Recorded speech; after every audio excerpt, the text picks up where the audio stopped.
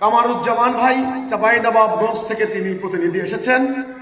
তিনি বলেছেন, আমরা যখন আল্লাহর সত্য দিনের দিকে মানুষদেরকে ডাক দেই, যদি মানুষ গ্রহণ না করে, এতে কি আমাদের কোনো পাপ হবে, আমাদের কোনো গুনাহ হবে? দেখুন, মানুষের মনের উপরে জোর চলে না। কে হেদায়েতে আসবে, কে হেদায়েতে আসবে না, কে আল্লাহ তাওহীদ নিবে, কে আল্লাহ তাওহীদ নিবে না, এই এখতিয়ার কি আল্লাহ মানুষকে দিয়েছেন? আল্লাহ বলেছেন, ওমা আলাইনা ইল্লাল বালাগুল মুবিন, খালি স্পষ্ট করে খালি পৌঁছাইয়া দাও, আমি দেখবো কে আসে কে আসে না। লা ইকরাহা ফিদ্দীন, দিন নিয়ে জবরদস্তি চলে না, জোর করো না। হ্যাঁ, এখানে আল্লাহ আপনাদেরকে বলছেন, ওমান আহসানু কাওলাম মিম্মান দাআ ইলাল্লাহ, তার কথা থেকে কার কথা উত্তম হতে পারে যে মানুষদেরকে আল্লাহর দিকে ডাকে। আপনি হলেন উত্তম, আপনি দাঈ আল্লাহ, দাঈ আল্লাহর এবং রাসূলের দায়িত্ব আপনার কাঁধে। রাসূল বলেছেন, সত্য পাওয়ার পর এই সত্য যদি অন্যকে না বলে, হাসরের দিন তার মুখমণ্ডলে আগুনের লাগাম পরিয়ে দেওয়া হবে। আপনি এই সত্য নিয়ে ঘরে বসে থাকতে পারবেন না, আপনাকে বের হতে হবে পথে প্রান্তরে, প্রতিটা জনপদে, ধর্ম বর্ণ গোত্র সকল মানুষের মধ্যে এটা বলতে হবে আপনাকে। সেটা বলতে গিয়ে কত নবী রাসূল শহীদ হয়ে গেছেন, কত নবী রাসূল প্রত্যাখ্যাত হয়েছেন, কত নবী রাসূলদেরকে লড়াই করতে হয়েছে, আপনি কি সেটা জানেন না? কাজেই আল্লাহ রাসূলের উম্মত, আমরা শেষ নবীর উম্মত, আমাদেরকে রাসূলুল্লাহর এই সুন্নাহ অনুসরণ করতে হবে। সেটা বলতে গিয়ে রাসূলুল্লাহ তায়েফের ময়দানে তিনি রক্তাক্ত হয়েছেন, কিন্তু মানুষের অকল্যাণ কামনা করেননি, করেছেন। যখন ওনাকে আঘাত করা হয়েছে, সন্ত্রাসীদেরকে লেলিয়ে দেওয়া হয়েছে, পাথরের আঘাতে আঘাতে জর্জরিত করা হয়েছে, ওনাকে টেনে নিয়ে আঙ্গুরের বাগানের ভেতরে পরিচর্যা যখন করা শুরু করলেন, তখন দেখা গেল রক্ত মোবারক, পা জুতা শরীরের সঙ্গে আটকে গিয়েছে, এমন রক্তপাত হয়েছে। তখন বর্ণনা এসেছে, আল্লাহর মালায়েক এসে বললেন যে, ইয়া রাসূলুল্লাহ, এই অবাধ্য কওমের উপরে উহুদ পাহাড় চাপিয়ে দেই, আপনি বলুন। তিনি আল্লাহর কাছে দোয়া করলেন, আল্লাহ, এরা অবুঝ, এরা বুঝে না, আল্লাহ যদি তুমি এদেরকে ধ্বংস করে দাও, তাহলে তারা যাবে কোথায়, তারা কিভাবে হেদায়েত পাবে? কাজেই আপনারা মুবাল্লিগ, আপনারা আল্লাহর রাস্তায় বালাগ করছেন, আল্লাহর রাস্তায় দাঈ ইলাল্লাহ, এজন্য আপনাদের কিছু চরিত্র লাগবে, বৈশিষ্ট্য লাগবে। সেটা হচ্ছে এই, অত্যন্ত ধীর স্থির শান্তভাবে আল্লাহর রাস্তায় মানুষদেরকে আহ্বান করতে হবে। হতাশ হতে পারবেন না, নিরাশ হতে পারবেন না, কারণ আপনি এই কাজের কোনো দুনিয়াবি কোনো বিনিময় নেবেন না, কোনো স্বার্থ আপনার নাই। কোনো স্বার্থ আছে? কাজেই আল্লাহর জন্য, মানুষের কল্যাণে আপনি ডাকছেন, আপনি হতাশ হবেন না, নিরাশ হবেন না।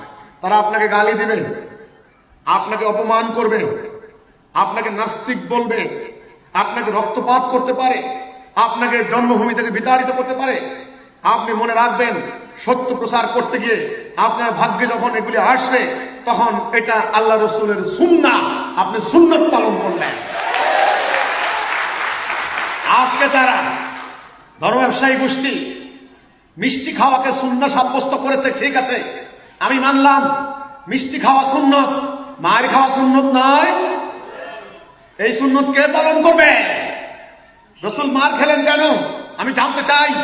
ওই বড় বড় মুত্তাকিদের কাছে, ওই বড় বড় বুজুর্গদের কাছে, যাদেরকে রাস্তায় হাঁটলে মানুষ আপনাদেরকে সালাম দেয়, আসসালামু আলাইকুম। আমার রাসূল আরবের সবচাইতে সম্মানিত পরিবারের, কুরাইশ বংশের, কাবার মুতাওয়াল্লি হাশিম গোত্রের সম্মানিত মানুষ ছিলেন আমার রাসূল। আলামিন as-সাদিক, বিশ্বস্ত আমানতদার।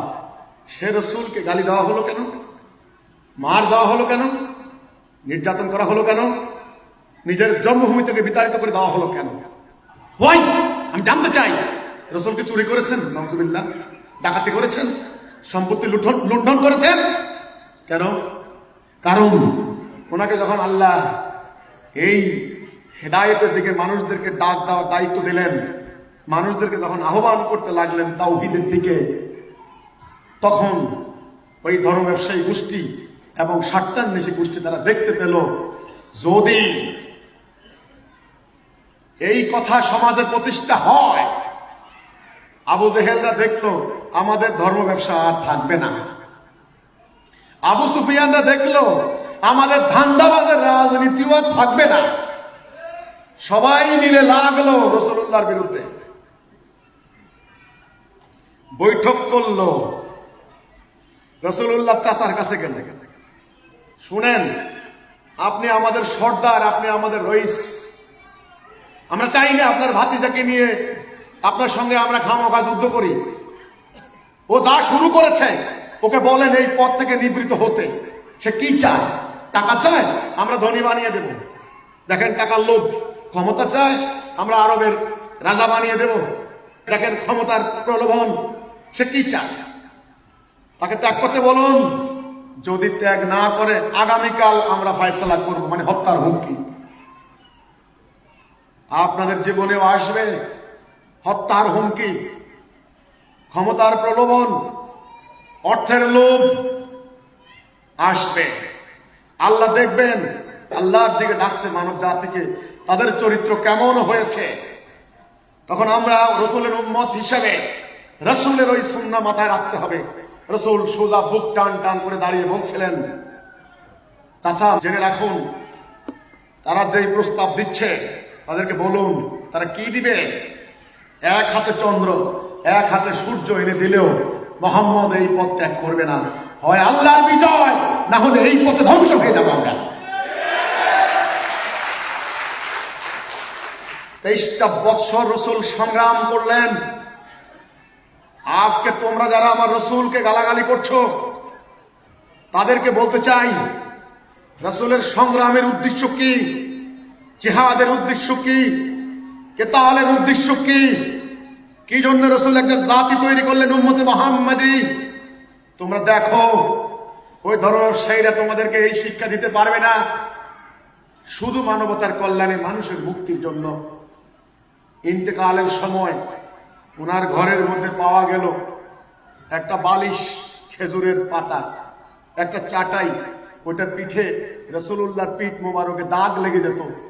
আর একটা পানি খাওয়ার একটা মশক ব্যবহার করবে, পানি খাবে একটা মশক। এই ছাড়া দুনিয়ার কোনো সম্পদ নাই।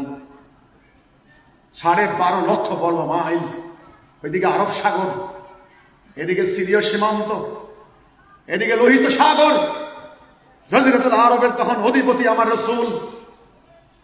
বহু গোত্র প্রধান রাসূলুল্লাহর আনুগত্য স্বীকার করে নিল। তখন পারতেন না রসুল প্রাসাদ নির্মাণ করতে, পারতেন না মসজিদে নববীকে তিনি প্রাসাদ বানাইতে, ওনার স্ত্রীদের 1000 জোড়া স্বর্ণের জুতা। কিন্তু রসুল কি বললেন? আমার কাছে কেউ কিছু পাওনা আসো? এক সাহাবী বললেন, ইয়া রাসূলুল্লাহ, 10টা দিরহাম পাবো। এক ভিক্ষুককে আপনি দিতে বলছিলেন, আপনার কাছে ছিল না, আমি দিছি। বলছে অমুক জায়গা থেকে নিয়ে যাও। বলছেন কেউ কি আসো? আমি কাউকে ব্যথা দিয়েছি? হাসরের দিন আমি জালেম হিসেবে আল্লাহর কাছে উঠতে চাই না। তখন এক সাহাবী দাঁড়িয়ে বললেন, ইয়া রাসূলুল্লাহ, অমুক অভিযানে আপনি আমাকে ব্যথা দিয়েছিলেন, ব্যথা পেয়েছি, আজকের প্রতিশোধ নেব। তখন রাসূলুল্লাহ পবিত্র আস্তিন তুলে ধরলেন, বললেন তোমার প্রতিশোধ নাও, যতটুকু ব্যথা দিয়েছ ততটুকু ব্যথা আমাকে দাও। তখন ওই সাহাবী পাগলের মতো রাসূলুল্লাহর পবিত্র দেহে চুমা খেতে লাগলেন। বললে তুমি এ কাজ করলে কেন? বলছেন, ইয়া রাসূলুল্লাহ, আপনার কথার মধ্যে বুঝতে পারলাম আপনি আর আমাদের মধ্যে থাকবেন না। এই সুযোগটা আমি হাতছাড়া করতে চাইনি, এই জন্য আপনার পবিত্র সান্নিধ্যের জন্য আপনাকে চুমা দিলাম। এই হচ্ছেন আমার রাসূল।